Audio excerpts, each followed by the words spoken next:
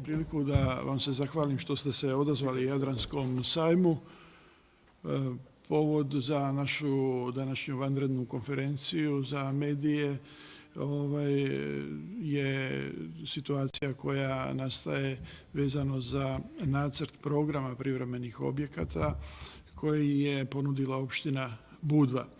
Dakle, pomenutim nacrtom predloga odluke o privremenim objektima na prostoru opštine Budva, brisanjem privremenih objekata, odnosno sajamske manifestacije bazar robe široke potrošnje, nakon 44 godine održavanja ove sajamske manifestacije na našem prostoru ostaje veliki broj privrednih subjekata, dakle više od 40 preduzeća i preduzetnika ostaje bez osnovnih uslova za obavljanje djelatnosti. Dakle, to je bio povod da se učesnici sajamske manifestacije okupe i da formiraju nevladinu organizaciju koja će u narednom periodu štititi njihove interese. Jadranski sajam će naravno podržati takvu organizaciju sa ciljem da se obezbijedi održavanje sajamske manifestacije i da se obezbijede osnovni uslovi za rad preduzeća, preduzetnika koji su tu godinama prisutni na sajmu. Predsjednik nevladine organizacije izabran je gospodin Boško Banović, pa će se i on obratiti i dati neke uvodne napomene vezano za osnovne ciljeve i zadatke nevladine organizacije.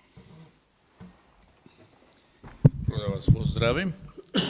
I ova odluka koju smo čuli da će da stupi na snagu prije ove sezone sledeće, mislim da je pogubna za poduzetnike kojih ima ne samo 40 ovde koji su u sajmu, ima ih malo više, jer to obuhvata ta njihova odluka cijelo šetalište koje je jedino vanpansionska ponuda Budve, a mi uvek priča se treba da naši turisti ostave što više para ovde, vanpansionska potrošnja je vrlo bitna.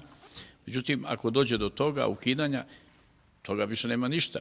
Ovdje će samo da profitiraju ovi koji imaju velike hotele, koji daju svoje all inclusive, a naši građani privatni smještaj je tu, ja mislim, u velike probleme.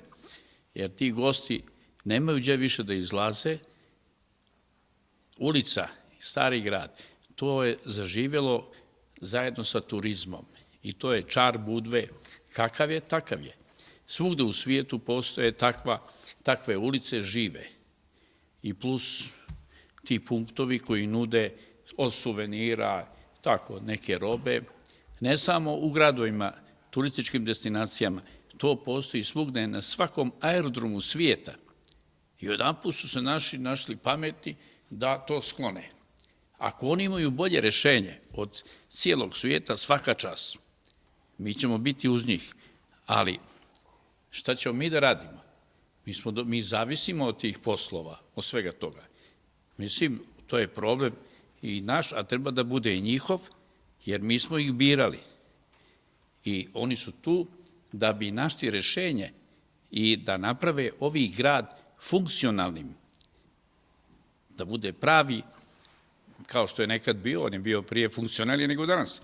Danas imamo mi više problema i sa parkingom i sa dosta toga ima u Budvu što treba da urade.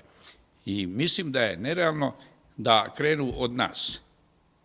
Nemam ništa protiv toga da zahtijevaju veći standard. I možda i treba tako, da budemo bolji.